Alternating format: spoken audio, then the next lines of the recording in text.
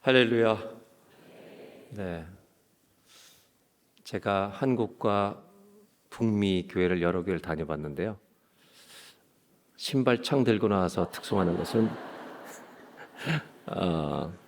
임진왜란 이후에 처음 봤습니다. 그러면서 가슴이 뭉클하더라고요. 저렇게 걸어서 복음을 전하겠다는 뜻이구나. 우리 전도대를 통해 죽어가는 대구의 영혼들을 많이 건지는 정말 영원한 복이 임하기를 바랍니다. 경산중학교의 성도들을 만나는 대구 사람들이 복받기를 바랍니다. 우리 안에 계신 예수님 때문에. 아멘. 여러분, 예수님을 진짜 믿으시는 거죠? 믿음은 추상적인 게 아닙니다. 믿음이 추상적이면 잘못 믿는 겁니다. 믿음은 구체적이고 실제적이어야 합니다. 우리 하나님은 추상적으로 말씀하시는 분이 아닙니다. 믿음이라고 하는 것은 어디서 생기냐면 들음에서 생깁니다. 느낌에서 오는 게 아니라, 기적을 봐서 오는 게 아니라, 믿음은 들음에서 나며 들음은 그리스도의 말씀으로부터 말미암는다고 말합니다. 한번 따라 하실까요? 믿음은 들음에서 나며 들음에서 남이라. 들음은 그리스도의 말씀으로부터 옵니다. 아멘. 정확한 믿음은 말씀으로부터 와야 합니다. 말씀을 깨닫고 그것이 내가 성령의 도우심으로 내 것이 될 때 믿음이 되는 겁니다. 이렇게 설명해 볼게요. 오늘 학생들과 어린 아이들이 다 같이 와 있는데, 얘네들이 예배 드릴 때 졸든 뭐하든 신경 쓰지 마세요. 제가 설교 안 하는 날 우리 교회 중고등부 예배 때 이렇게 가보니까 아이들이 3분의 1이 다 스마트폰 텍스트하고 있어요. 부모님들은 얘네들이 예배 안 드려 걱정하는데 염려하지 마시라니까요. 애들은 텍스트를 하면서도요, 안 보는 것 같으면서도 진짜는 듣습니다. 가짜는 안 들어요. 애들은 진짜는 다 들어요. 우리 젊은 아이들은요, 능력 있는 애들입니다. 저는 중고등학교 때 공부를 하려면 음악을 틀으면 공부가 안 됐어요. 다 조용하게 놓고 책만 보는데, 요즘 애들은 헤드폰을 끼고 공부해요. 그리고 눈으로 책을 봐요. 오른손으로 텍스트 답장을 보내요. 그리고 한 다리를 떨어요. 동시에 4가지를 할 수 있는 애들이에요. 얘네들은 진짜에만 반응을 합니다. 근데 우리 교회 어른들은 설교할 때 보면 뚫어지게를 쳐다보는데, 끝나고 물어보면 뭘 들었는지 몰라.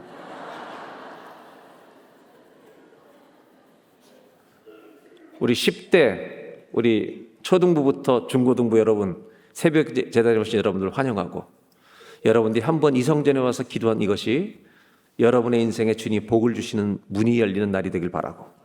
그래서 우리 부모님들, 할머니, 할아버지, 애들이 안 듣는 것처럼 저렇게 하지만 주께서 붙들을 줄로 믿습니다. 우리 어린 아이들과 청소년들에게 박수 한번 치면 어때요?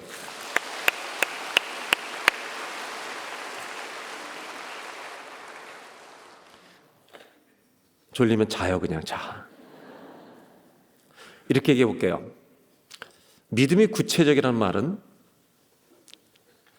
잘 대답해 보세요. 조폭 한 사람하고 예수님이 같은 기숙사방을 3개월 동안 썼다고 상상해 보세요. 3개월을 조폭이 예수님과 같이 살았어요. 같은 방에서. 그러면 1번, 조폭이 변할 것 같다. 조폭이 예수님을 조금 닮아갈 것 같다. 2번, 예수님이 조폭을 닮을 것 같다. 자, 1번 조폭이 변한다. 2번 예수님이 조폭된다. 몇 번이에요? 대답 안 하는 분은 2번도 가능할 것 같아요. 1번 맞아요? 조폭이 변할 거라고 믿어요? 그러면 여러분 대답 잘하셨는데, 그렇게 믿는 근거, 이유가 뭔지 저한테 수많은 이유가 있었어요. 대답을 해보세요. 왜 변한다고 믿어요? 무턱대고 대답하시면 안 돼요. 여러분이 변할 거란 믿음이 있잖아요. 맞죠? 왜 그래요? 예수님이 어떤 분이시길래? 아니, 여러분들이 그렇게 대답하면 이유가 있어야 되잖아요. 첫째,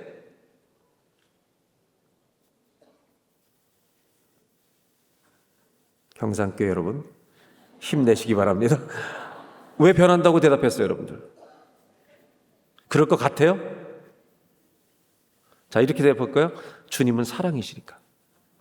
맞아요? 자기 같은 놈을 끝까지 사랑해 주시니까. 두 번째, 동의가 되시는 거죠, 여러분? 주님은 전능하시니까. 그 사람의 모든 것을 아시잖아요.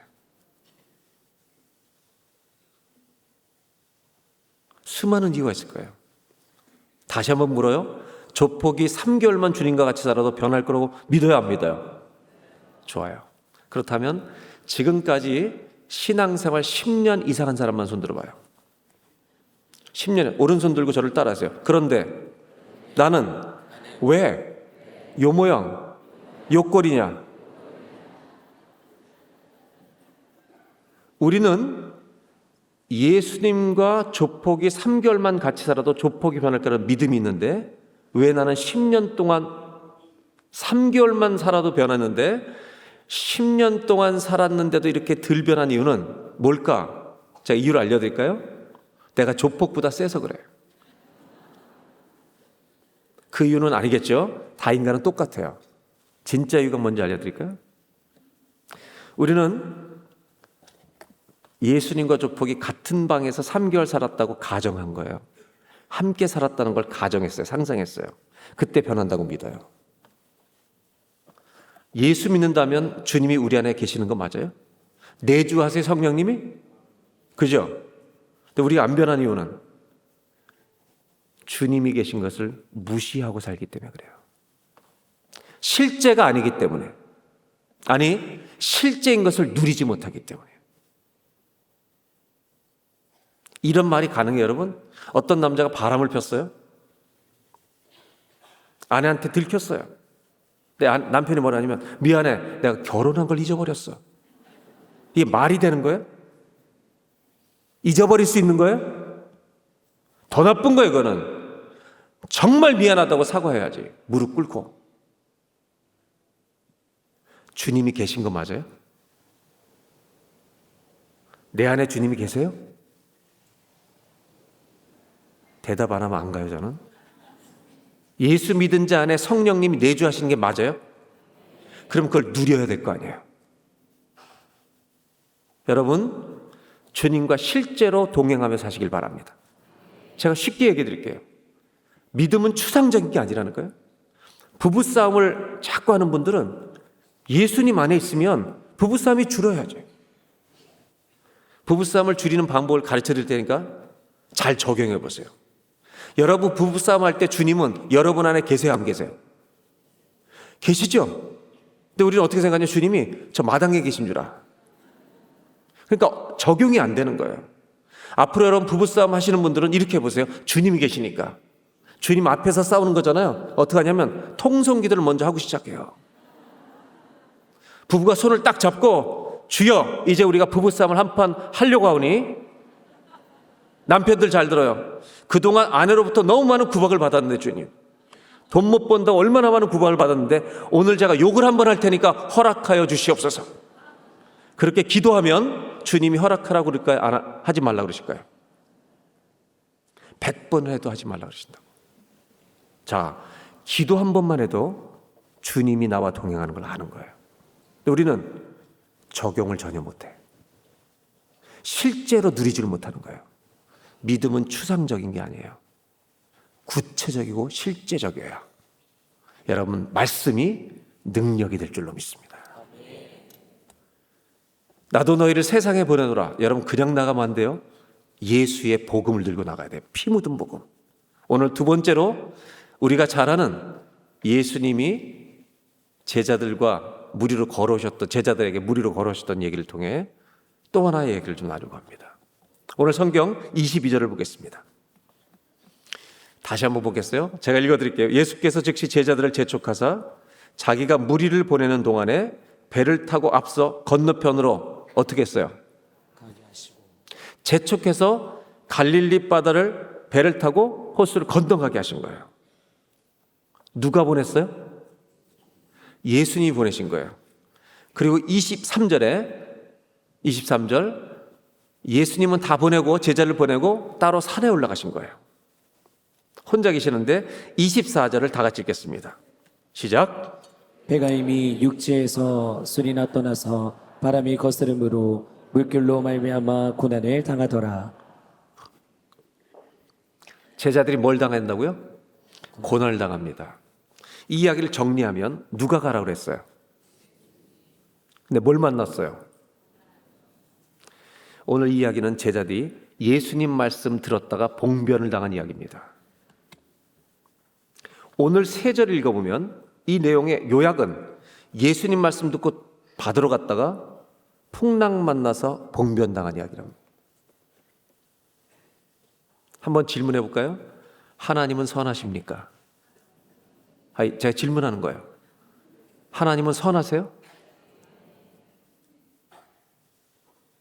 자신이 없어요? 하나님은 선하십니까? 하나님이 선하세요? 우리 집에 그렇게 재물의 축복을 안 해도 선하세요? 자신 있게 대답하세요. 내가 신앙생활 그렇게 열심히 하는데 암에 걸려도 주님 선하세요? 우리는 병과 돈 따위에 움직이지 않습니다. 없어도 죽어도 우린 주님을 버리지 않을 것입니다. 이것이 주님이 원하시는 믿음입니다. 아멘. 병에 걸려도 병이 주인 되지 않기를 바랍니다. 아멘. 아무리 가난해도 돈이 주인 되지 않기를 바랍니다. 우리 인생의 주인은 하나님밖에 없습니다. 그렇다면 하나님이 선하시다면 이걸 하셔야 됩니다. 고난을 당하게 한 데는 목적이 있어야 합니다. 이유 없이 고난을 주시면 주님은 선하시지 않습니다. 그들은 고난을 당합니다. 풍랑에서 배를 타고 가다가 고난을 당합니다. 주님은 이 과정을 통해 제자들에게 명확하게 가르쳐주고 싶은 게 있었습니다. 그 다음 절을 보겠습니다. 25절입니다. 굉장히 중요한 구절인데 다 같이 한번 읽겠습니다. 시작. 밤사경에 예수께서 바다 위로 걸어서 제자들에게 오시니. 고난을 당하고 있는 제자들에게 예수님이 오셨다고 말합니다. 질문 다시 하겠습니다. 대답을 잘해 주세요. 제자들이 도움을 요청했습니까? 제자들이 예수님께 도움을 요청한 적이 있습니까? 있어요, 없어요? 예? 없어요. 없는데 왜 오시는 겁니까? 없는데 왜 오시냐고요? 주님이 우리가 고난당하고 있는 것을 아시기 때문입니다.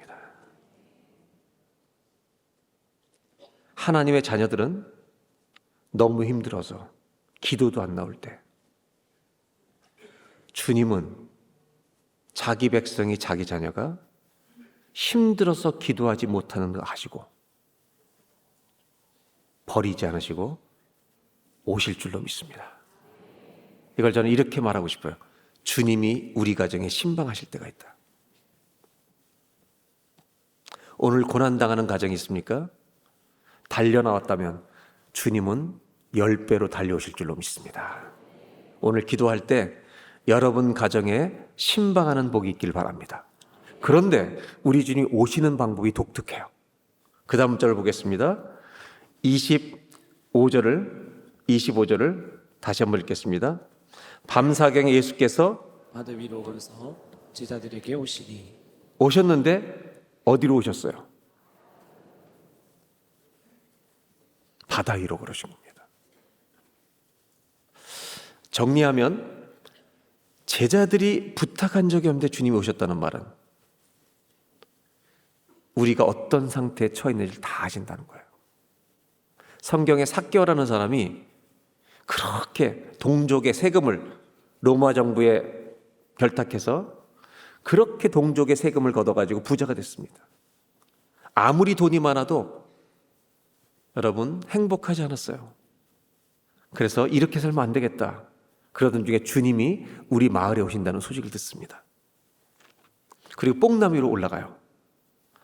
그리고 예수님이 오시길 기다리고 있는데 예수님이 뽕나무에 있는 삭개를 보시고 뭐라고 하셨어요? 아저씨 내려와봐 그랬어요? 아저씨 내려와봐 그랬어요? 뭐라고 그랬어요? 여러분 삭교 입장에서 이 성경을 읽어보세요. 처음 보는 분인데 자기 이름을 아시는 거예요. 이때 받은 충격이 얼마나 큰지 아세요? 삭개오라고 그분이 부르시는 순간 삭개오는 알았죠. 저분이 나를 다 아시는구나. 우리 주님은 오늘도 기도할 때 우리 이름을 불러줄 줄로 믿습니다. 이 집사야, 너 자식 때문에 왔구나. 김권사야, 너 남편 때문에 왔구나. 다 아신다고요. 그런데 오늘 성경에 특이한 것은 어떤 방법으로 오셨느냐면 한번 따라 하실까요? 바다 위로 걸어서. 왜 수많은 방법이 있을 텐데 왜 바다 위로 걸으셨을까? 왜 바다 위로 걸으셨을까? 바다는 뭐예요? 풍랑이 일고 있는 겁니다. 바다는 문제를 상징하고 있습니다. 여러분 인생을 살아보니까 오늘 광야에서 찬양도 불렀지만 고난이 안 와요? 계속 와요?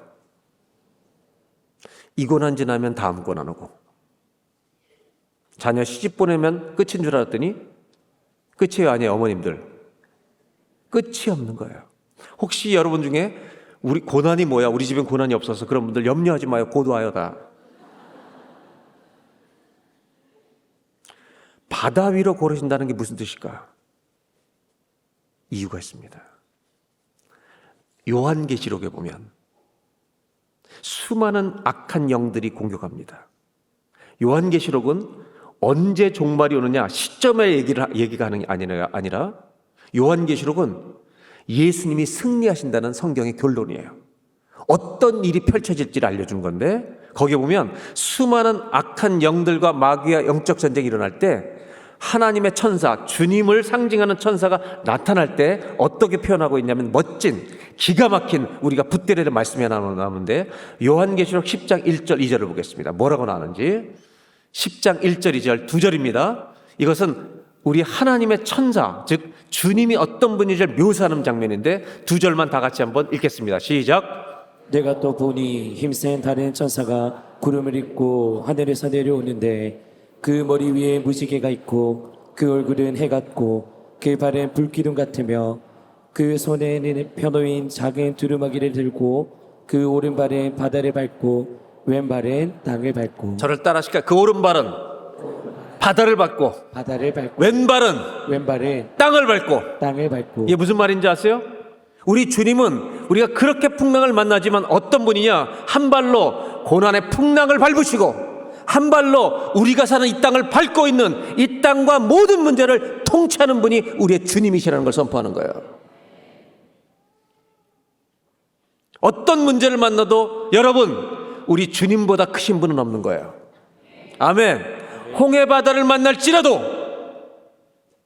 그 바다를 가르게 하시는 분이 주님이신 거예요. 아멘. 할렐루야. 아멘. 예수님이 왜 바다를 밟고 온다고 얘기하는지 아세요? 제자들은 바다의 풍랑이 일어나서 벌벌 떨고 있는데 우리 주님은 어떤 분으로 오시냐? 풍랑을 밟으시는 분인 줄로 믿습니다. 할렐루야. 오늘 이 새벽에 나온 여러분들, 이 세상을 나가면 수많은 문제, 수많은 파도들이 있어요. 나도 너희를 세상에 보내려 하는데 여러분들 예수 믿는 사람이 가서 벌벌 떨고 있으면 세상 사람이 따라오겠습니까? 한번 따라 하실까요? 오른발은 바다를 밟고 왼발은 땅을 밟고 그 두 발로 온 세상과 풍랑과 고난을 밟고 계신 우리 주님이 우리에게 말씀하십니다. 놀라지 말라, 두려워 말라, 내가 너와 함께 함이니라. 아멘.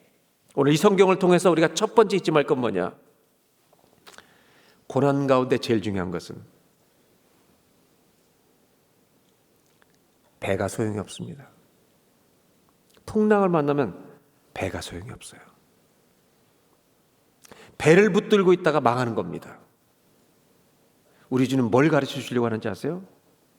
고난 가운데 제자들아, 주님이 그 고난을 통과하게 하시면서 고난 가운데 우리가 바라봐야 할 분은 풍랑을 밟고 오시는 예수님만 바라봐야 할 줄로 믿습니다. 아멘. 여러분 어떤 고난이 있든지 주 예수를 바라보는 복이 있기를 바랍니다. 아멘. 세상에 나가서 고통이 올 때 여러분 벌벌 떨고 있지 말고, 나를 보면 떨리고 문제를 보면 떨지만 오늘도 우리 가정을 향해 고난의 풍랑의 바다를 밟고 걸어오시는 예수님이 선명해 보이는 이 아침이 되시길 주의 이름으로 축원합니다. 아멘. 아멘. 그 예수님 바라보심으로 고난을 이기는, 승리하는 경산중앙교회 성도들 되시기를 주의 이름으로 기원합니다. 아멘. 제자들이 예수님 걸어오시는 걸 보고 놀랍니다. 한번 상상해 보세요. 풍랑도 놀라 무서워 죽겠는데 누군가 걸어오니까 26절 보세요. 제자들이 다 같이 시작. 제자들이 그 바다 위로 걸어오심을 보고 놀라 유령이라 하며 무서워하여 소리 지르거늘. 제자들 입장에서는요, 풍랑도 무서워 죽겠는데 귀신 같은 게 나타나는 거예요. 정말 더 두려운 거죠. 그래서 소리 지릅니다. 그때 예수님이 하시는 말씀 보세요. 오늘 이 말씀이 우리 모두 주신 말씀이 되길 바라는데 27절을 보겠습니다. 제가 읽어드릴게요. 예수께서 즉시 이르시되 안심하라, 안심하라, 나니 두려워 말라. 예수님이 뭐라고 말씀하신지 아세요? 다 놀라고 있는데 나다. 한번 따라 하실까요? 나다. 나다. 이게 무슨 뜻인지 아세요? 예수님이 내가 왔다, 나다 그러면 모든 문제는 끝납니다. 저는 49살에 암에 걸렸습니다. 제가 그렇게 많은 환자들을 신방했는데 암에 걸리니까 두렵더라고요. 악몽을 꿨습니다.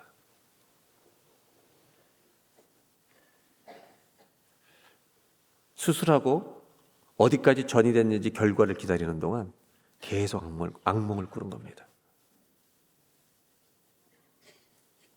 그때 주님이 깨닫게 하신 게 뭐냐면 죽을 준비가 안 돼 있다는 거예요.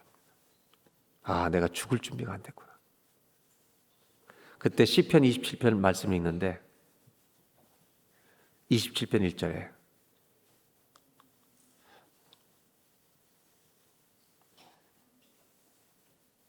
여호와는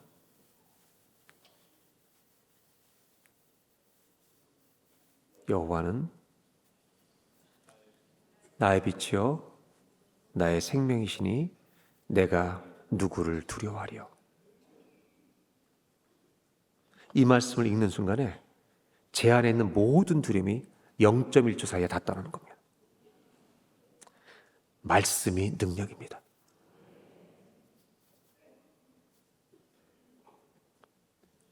주님께서 오셔서 오늘 기도하는 여러분들, 문제를 갖고 엎드리는 여러분들, 주여 부르면서 기도한 여러분들에게 오늘 주께서 오셔서 안심하라, 나다, 나다, 이 음성이 가정에 들려지는 복이 있기를 바랍니다. 아멘. 옆에 사람한테 주님을 대신해서 한 번만 얘기해 주실까요? 나이에 관계없이 주님이 말씀하신 것처럼 나다.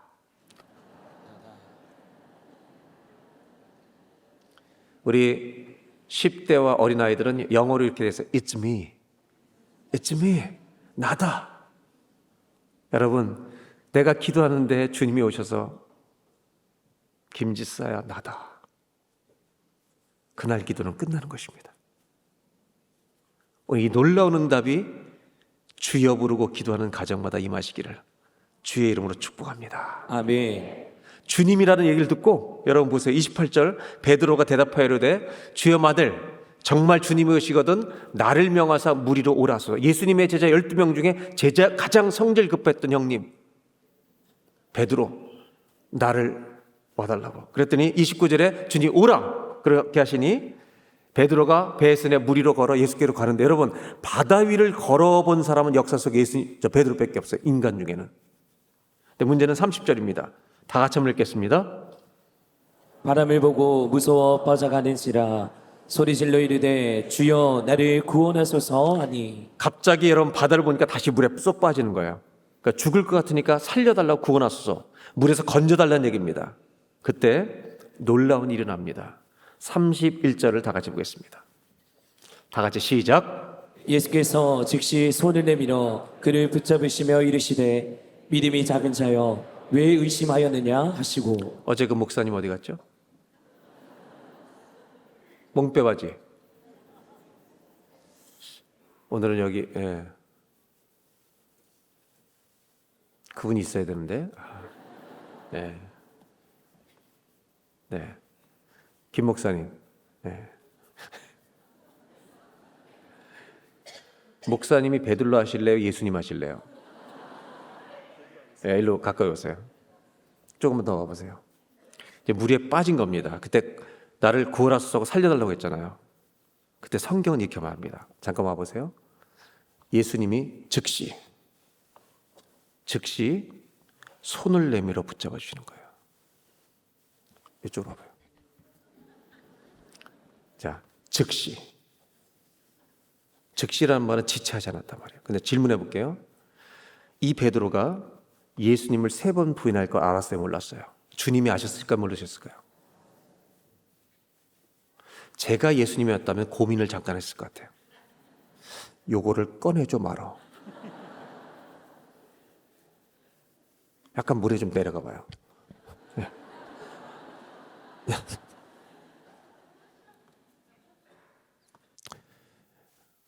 한 3번쯤 물 먹이가? 인간 박신일은 고민했을 수 있어요. 근데 주님은 즉시 꺼내주세요. 이게 무슨 말이냐면 3번 부인할 베드로만 보신 게 아니에요.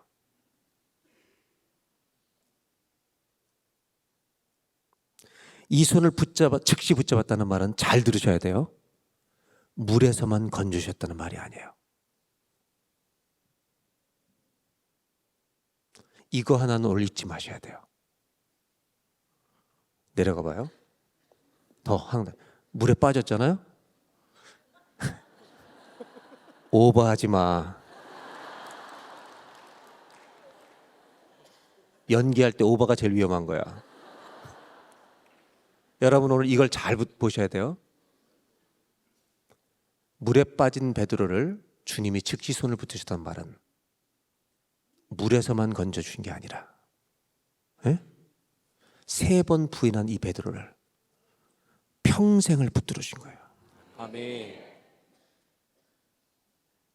우리처럼 넘어지고 쓰러진 자를 주님은 내팽개치지 않으시고 평생 붙들어 줄 줄로 믿습니다. 아멘. 왜 그런지 아세요? 3번 부인할 것만 보신 게 아니라 저가 돌이켜서 나를 위해 순교할 것까지 보셨기 때문에. 우리가 믿음을 지킬 수 있는 이유는 내 능력이 아니라 붙들어 주시는 은혜 때문에. 아멘. 나를 붙들어 주시는 은혜 때문에 우리가 끝까지 다시 가는 거예요. 아멘. 주님은 자기의 자녀를 사단에게 내어주시지 않아요. 그래서 베드로가 3번 부인했을 때, 아직 있어야 돼요. 3번 부인했을 때 누가복음에만 닭이 3번 울기 전에 네가 부인하라 그랬는데 3번째 욕하면서 예수님을 모른다고 부인했을 때 누가복음에만 예수님이 돌이켜 베드로의 눈을 바라보셨다고 말해요. 그때 베드로가 통곡합니다. 자, 질문해 볼까요? 3번 부인하는 예수님을 저주하는 베드로를 향해 예수님이 바라볼 때 베드로가 통곡을 했어요. 예수님이 째려봤을까요? 너 두고 보자. 그러신 게 아니에요. 멀리서 눈을 보는데 주님이 뭘 보셨냐면 괴로워하고 있는 베드로를 보신 거예요. 네가 내가 물에서 건져줬잖아요. 네가 괴로워하고 있구나. 돈 때문에 믿음을 버릴 때 우리가 있죠. 우리 주님은 뭐라고 말씀하시냐면, 베드로야 고맙다. 네 믿음이 요만큼 살아있구나. 괴로워하는구나. 네가 죽음이 무서워서 지금 나를 부인하지만 네가 갈등하고 있는 네 눈을 내가 본다. 네 마음을 본다. 내가 부활해서 너를 꼭 만날 거야. 수십 번 쓰러진 우리를 주님은 내팽개치지 않으세요. 네 안에 겨자씨만한 그 작은 믿음, 고맙다. 방황하고 쓰러질 때 많지만 나는 너희를 절대 안 버려. 네 인생 끝까지 붙들어 줄 거야. 복음은 넘어진 우리를 끝까지 붙들어 주신다는, 아멘.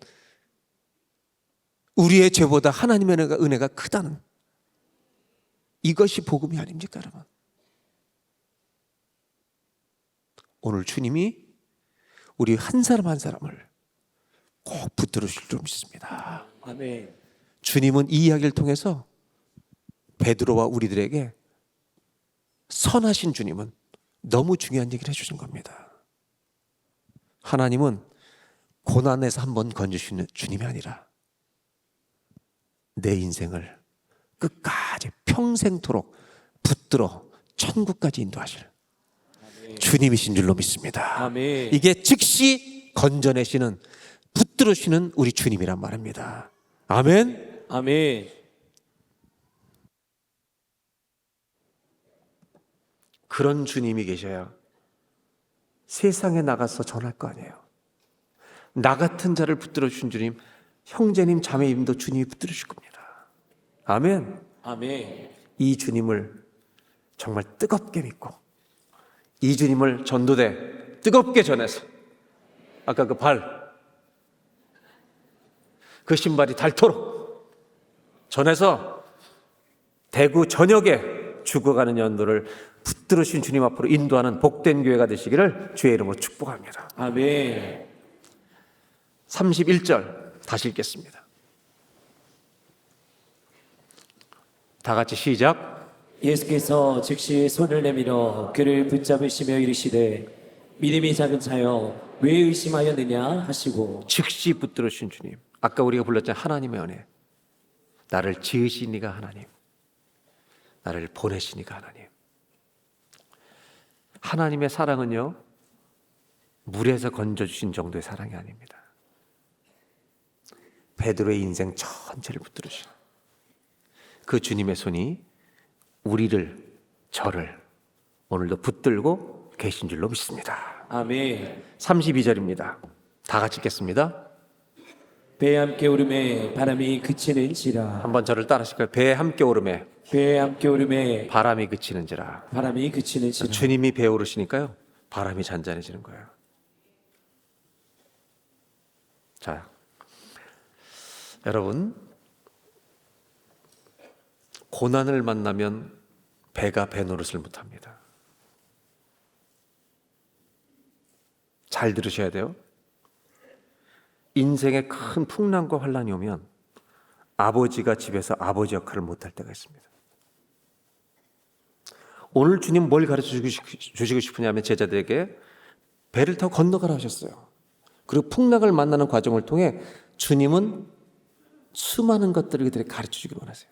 그 중에 오늘 마지막이 뭐냐면 이런 겁니다. 배가 배의 기능을 못할 때가 있어요.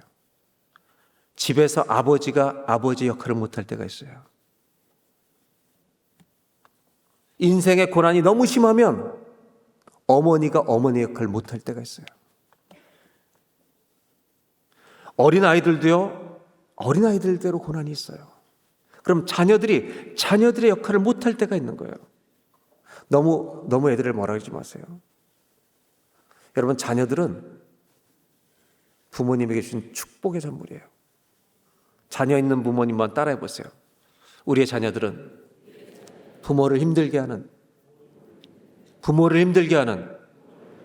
역사적 사명을 띠고 이 땅에 태어난다. 자녀들이 너무 모범생이면 더 힘들어요, 여러분. 우리 중학교 3학년짜리 모범생이 있는데 그런 애들하고 여러분 살아보실래요, 부모님이? 중학교 3학년 너무너무 신앙적인 학교에서 모범생인 이 아이는 집에 오면 어머니, 집사님이 하루 종일 이렇게 TV만 보시냐고. 똑바로 하시라고. 이런 부모, 이런 자녀 만나면 더 힘들어요, 여러분. 우리 자녀의 사명은 우리를 기도하게 하는 거예요. 자, 여러분 솔직히 말해봐요. 내가 아버지인데 아비 노릇 못할 때 있죠. 어머니인데 어미 노릇 못할 때가 있어요. 근데 예수님은 풍랑을 잔잔케 하시기에 배에 오르십니다. 그들이 타던 배를 타세요. 그랬더니 한번 따라하시까 바람이 그치는지라. 이게 무슨 말이냐면 배가 배의 기능을 하게 돼요. 귀 있는 자는 들을지어다. 이렇게 얘기해 볼게요. 예수님이 배에 있는 제자들에게 다 내려 12명 손을 잡고 바다를 건너가실 수 있는 능력이 있어요, 없어요? 주님은 그렇게 건너갈 수 있는 분이에요. 그런데 할리우드 영화처럼 그렇게 결론을 내지 않으세요. 흔들리던 배에 다시 타는 거예요. 제자들에게 너무 중요한 걸 가르치시는 거예요. 우리는 돈이 있으면 미래가 밝을 줄 알아요.